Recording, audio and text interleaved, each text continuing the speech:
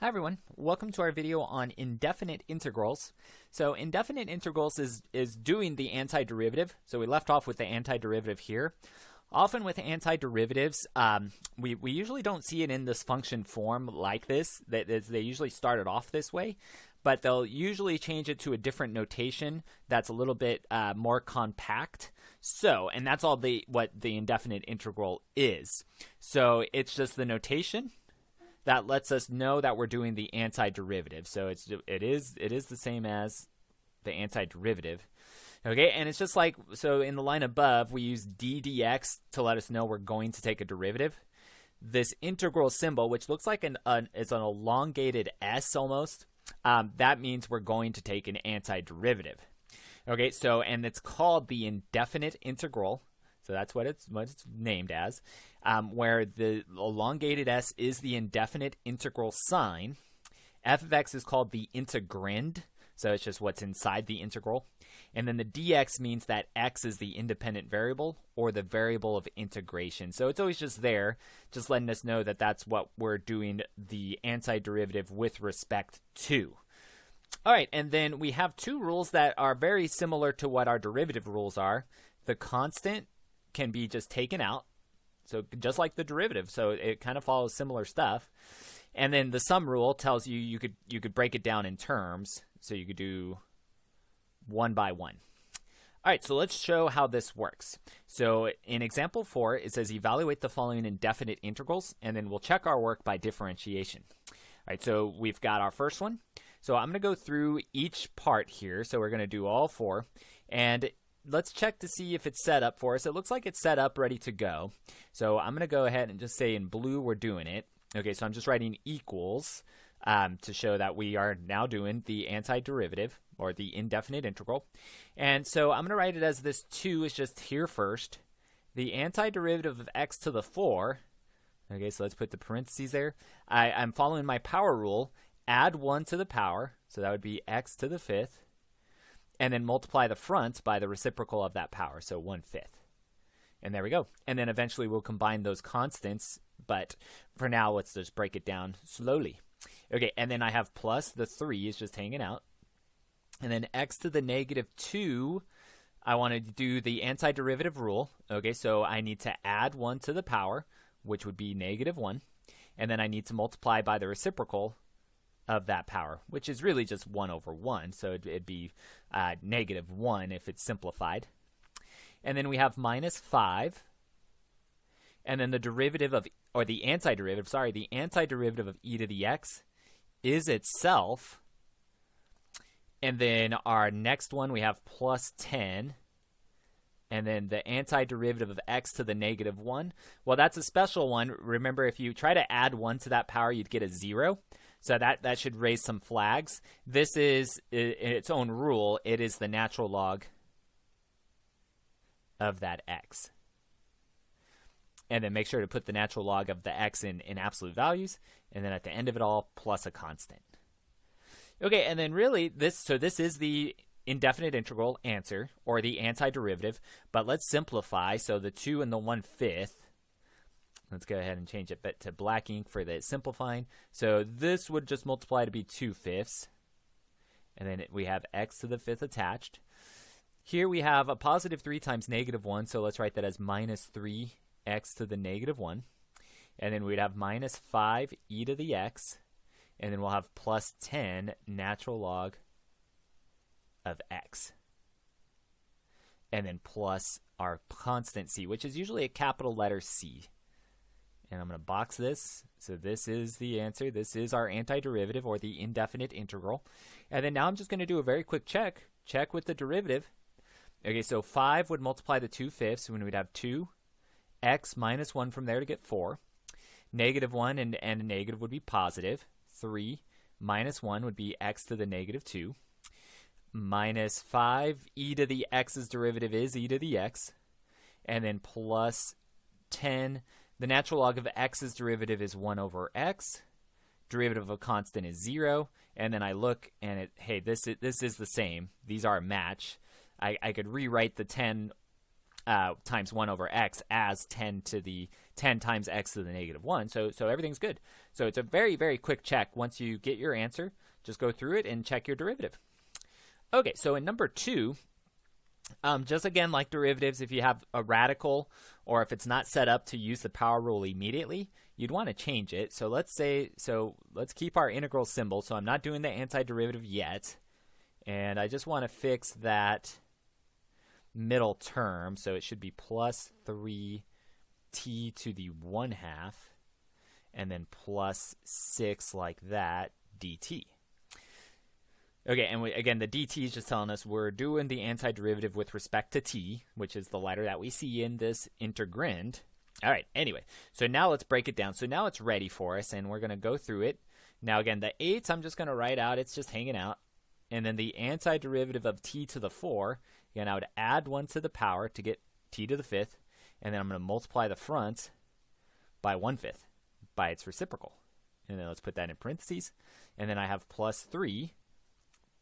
Then parentheses t to the 1/2. I would add 1 to that power, so I'd have t to the 3/2, and then multiply by this reciprocal, so that would be 2/3. Okay, let me make that parenthesis a little bolder. There we go. Okay, so, and then we have plus 6. Well, there's no letter attached to it, but we have a rule for this. The antiderivative of a constant means you just need to attach the letter of integration, which is t.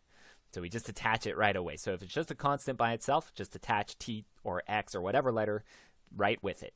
And then once we have all the terms, once we went through all of them, then we add c to the end.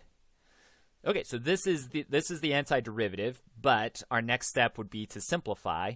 Let's go ahead and put it back in black ink for our final answer. So 8 times 1/5 would be 8/5, and then t to the 5th. And then the next one we have plus the 3 and the 3 there in the denominator would cancel. So it looks like it's just 2. And then t to the 3/2. And then we have plus 6t. And then plus our constant. And then that is our answer. Okay, and then from there, I'd want to check it real quick. Okay, so let's put it to the side, the check. All right, so that means we're doing the derivative. Okay, so we're just doing our original derivative rules. So 5 multiplies the 8/5, that would be 8. Minus 1 from the power would be 4, so 8t to the 4th. And then we have plus the 3/2 would multiply the 2, which would leave us with 3. And then t minus 1 from 3/2 would give us a 1/2 power. And then the derivative of 6t would be 6. The derivative constant is 0. And then we say, oh, that matches our original, especially if I change that back into a square root, it matches what we had from the start. Okay, so that's all we have to do is look at that. Okay, so antiderivatives or integrals are nice because we can check them very quickly. All right, let's see number 3. All right, so in number 3, we've got, let's go through it. The first term looks okay. The second term I'd want to fix. I want to rewrite. So let's not do any antiderivative yet. So I have my symbol, 1.5 v to the 2.2. So they're using different letters. That's fine. Minus 3v to the negative 5 is how I want to see that term, plus e to the 4 minus pi thirds, and then dv. Okay, so going through it, so now it looks like it's set up, and now I'm going to do my blue to show I'm doing the antiderivative. Okay, so 1.5 is just hanging. And then the antiderivative of v to the 2.2, still follow the same rules. I would add 1 to that power, which would be 3.2. And then I'm going to multiply the front by the reciprocal, so 1 over 3.2. And then we have minus 3. And then now the antiderivative of v to the negative 5, I would do add 1 to the power, so it would be v to the negative 4. And then multiply the front by that reciprocal, which would be negative 1/4. Now, these are just constants, so don't fall for a trap. So they might want you to just rewrite e to the 4 because it looks like e to the x. But it's really, these are just constants, both of these. So that means we will just attach v to them, just like we did with the 6 in the previous problem. But we just have a different letter. So instead of t, we have v. So it's plus e to the 4 v minus pi to the third v. And then at the end of it all, plus our constant. Okay, so that's doing the antiderivative, and then just like always, we would want to simplify our end. Okay, so the 1.5 divided by 3.2, since they're using decimals, I'm assuming they want me to also use decimals. So I'm going to use my calculator real quick. 1.5 divided by 3.2 gives us 0.46875. Okay, so I'm going to go ahead and write that whole thing down. Okay, so we have 0.46875 v to the 3.2. And then this one has fractions, but it's a negative and a negative, so it would become a positive. And then 3/4 v to the negative 4. And then the other two terms look fine, plus e to the 4v minus pi to the third v plus our constant c. And I'm going to box that, and then we'll check. Okay, so there's our answer, and then quick check again. Okay, so the 3.2 would multiply the 4.46875, so I already have that in my calculator. So let's times 3.2 real quick, and we get 1.5. Okay, so that is looking good. Okay, so it's 1.5. The minus 1 from 3.2 would be 2.2. And then we have this negative, and the positive would become a minus. The 4 and the 4 would just cancel, so we have 3v minus 1 from that power would be negative 5.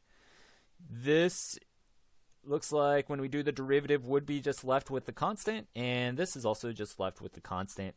Derivative of a constant is 0. Okay, so does it match what we initially had in the parentheses? Well, yes it does.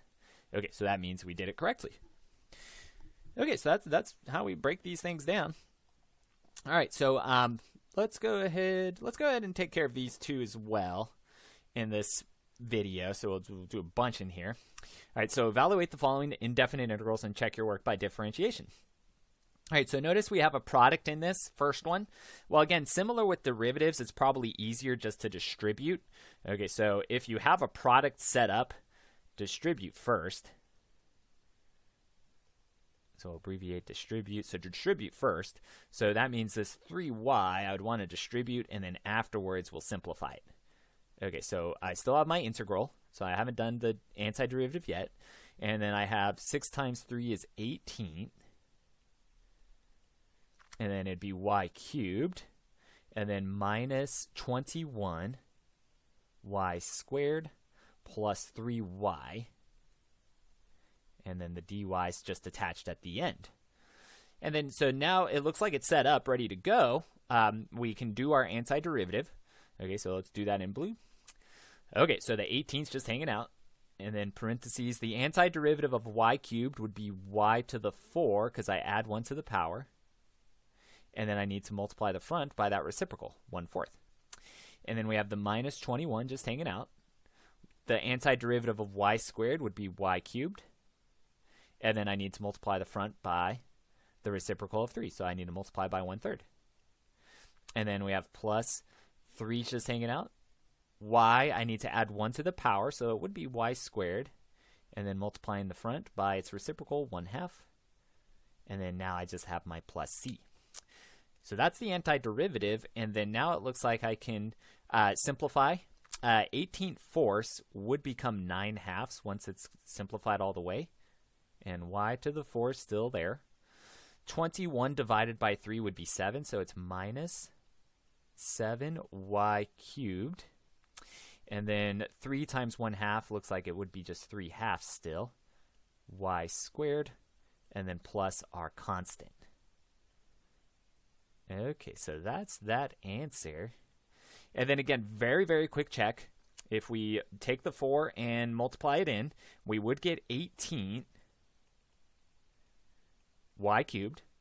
3 times negative 7 would be minus 21, and then y squared, because minus 1 from that power.